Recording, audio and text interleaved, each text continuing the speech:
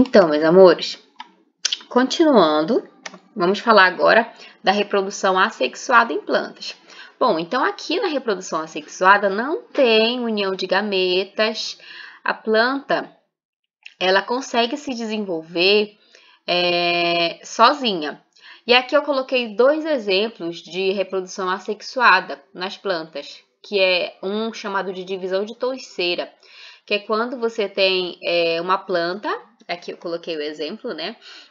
Aí tem a região chamada de rizoma. O rizoma é um caule que fica debaixo do solo. Então, esse caule que fica embaixo do solo, ele pode ser cortado e aí a gente vê uma planta inteira. Aqui ela vai formar duas plantas e você pode pegar cada uma dessas plantas e colocar novamente no solo e elas vão continuar vivas e se proliferar. Então, vocês perceberam que aqui não teve união de gameta masculino, gameta feminino, não. A pessoa foi lá, pegou o facão, cortou lá o caule que é chamado de rizoma subterrâneo. Por isso que vocês têm que ficar bem claro que esse caule é subterrâneo, ou seja, ele fica debaixo da terra, né? Então, cortou ele muito bem, aí cada planta colhe, dá uma para o vizinho, outra para o outro vizinho e coloca lá no solo e a planta se desenvolve. Então, teve união de gametas. O outro caso aqui é a estáquia, que nesse caso aqui, é quando você corta um pedaço do caule. E esse caule não é subterrâneo, ele já é um caule aqui que fica, a gente chama de caule aéreo, né? Que é para fora do solo. Então, geralmente as pessoas elas fazem muito isso. Vou pegar uma muda ali pedaço da vizinha para plantar lá em casa. Pega uns galhos da planta da vizinha e planta esse galho no solo e esse galho consegue se desenvolver, formando lá a raiz, as folhas, outras estruturas da planta. Um exemplo de uma planta que se desenvolve desse jeito é o bambu. O bambu ele se desenvolve através dessa reprodução chamada de reprodução assexuada. Não sei se vocês já viram o bambu, é também assexuado. Você consegue, não tem envolvimento de gametas. No caso do bambu, um fragmento dele pode originar, um pedaço do bambu pode originar um outro bambu inteiro, tá bom? Então, aqui a estáquia, quando pega um pedaço do caule da planta e lá planta esse caule, ele consegue originar a planta novamente adulta, né? Uma planta adulta. Entenderam, meus amores? Então, eu vou só recapitular, que aqui é o último slide, só para ficar bem claro para vocês, ok? Colocar aqui, vou riscar esse aqui mesmo. Então, vocês viram que as plantas, elas podem se reproduzir tanto de forma sexuada como assexuada. Certo, professora?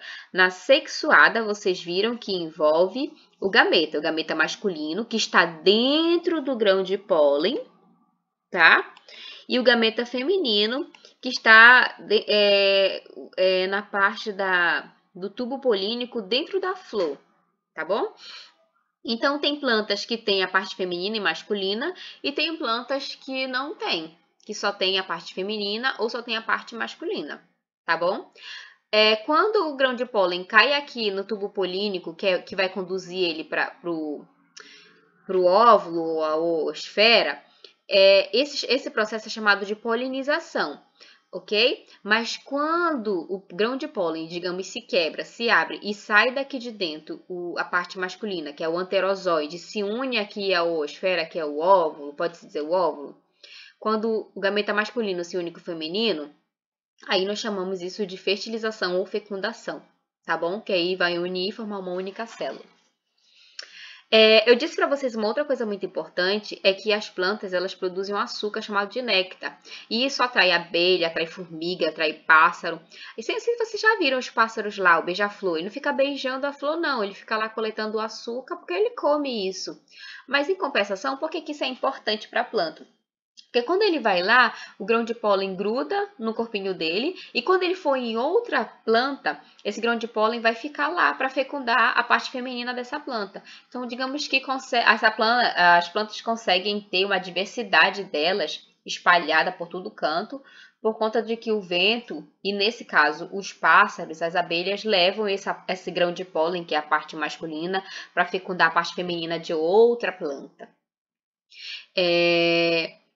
E aí a gente vê uma relação entre a planta e esses animais, né, que vão coletar lá o néctar dela. Então, ela dá esse benefício para eles, de dar a comida, o alimento dele, que é o néctar, e eles, em compensação, isso sem querer, né, porque eles não estão combinando nada, mas em compensação ele leva essa parte masculina da planta, que aqui dentro do grão de pólen tá, né, a parte masculina, que é o anterozoide, ele leva para fecundar outras plantas.